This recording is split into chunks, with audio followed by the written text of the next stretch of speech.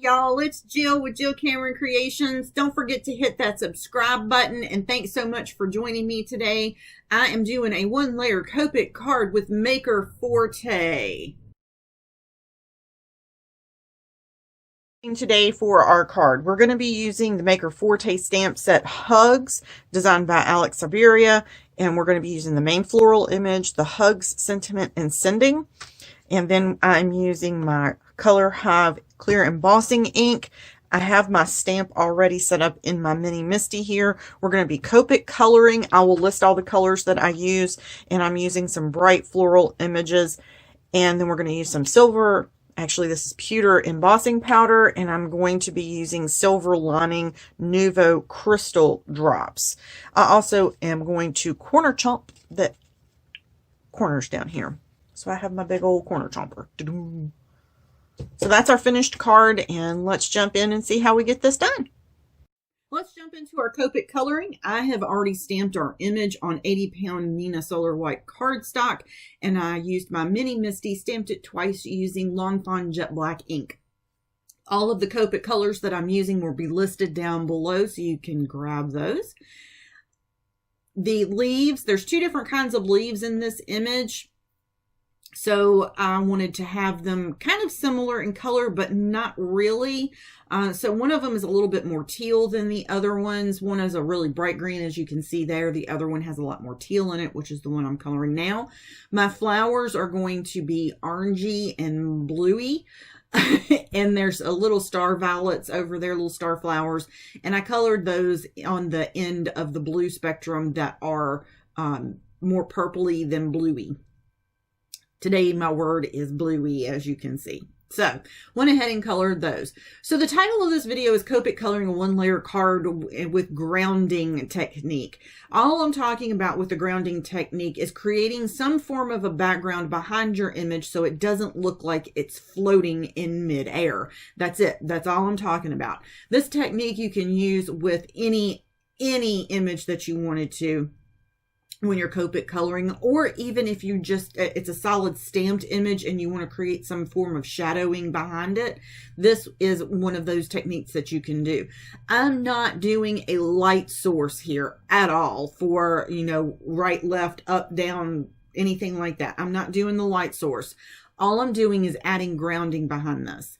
I'm using a C3, and I'm outlining on the outer edge all of the images, and in the smallest areas I am filling it in completely.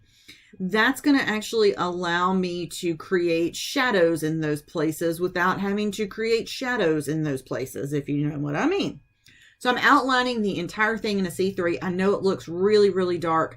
And I'm going to take a C1 and I'm going to pull that image, that line of that color out just a little bit further and go all the way around, and it actually blends that C3 out pretty well.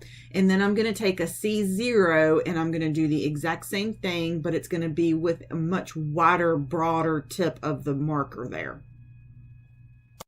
And creating grounding is just that simple. You can do this with any, like I said, any image, whether it's stamped or if you're Copic coloring, it doesn't matter. You can do it with any of them.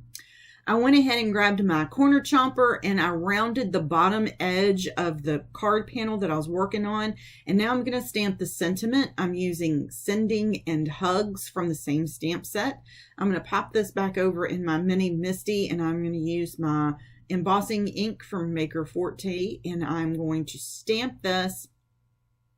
I'm going to stamp the Hugs first, and then I'm actually going to pull out a block and do the Sending. Just because it's such a small stamp, it's really easy to pop on a block and line a line. Sorry, my big old head gets in the way there for a second.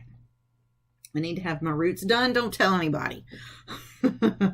While I'm doing this, I would love to share with y'all that I have a new member of my family, and she is the furry four-legged kind, and her name is Miss Lucy, and she's a little gray tuxedo kitty, and she is not even a year old yet, and I'm super excited to have her with me. She is my crafting partner instantly. She is very much sitting beside me all the time and has fit right nicely in with our little brood here.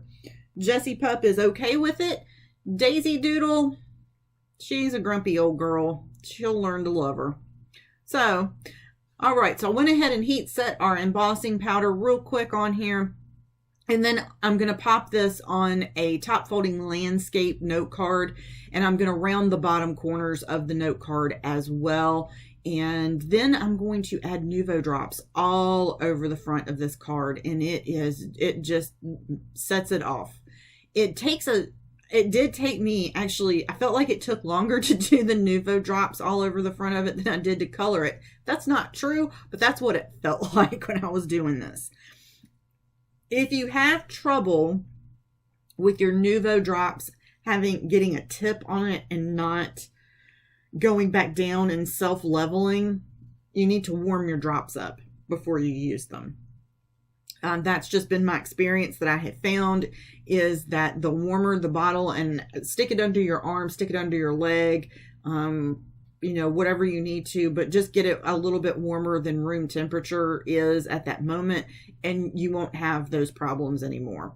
I did not add any glitter to this because I wanted the silver to really be the star of this particular card, and it turned out amazing. I'm super happy with it.